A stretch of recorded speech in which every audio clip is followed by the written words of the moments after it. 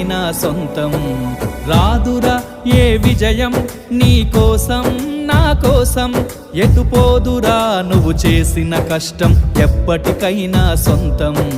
కాలంతో పయనించేవాడికి కానిది ఏముంది, సాధనతోనే సాధ్యమవ్వునని సదాశయంతో సాగర ముందుకు. రాదురా ఏ విజయం నీ కోసం నా కోసం, ఎటుపోదురా నువ్వు చేసిన కష్టం ఎప్పటికైనా సొంతం.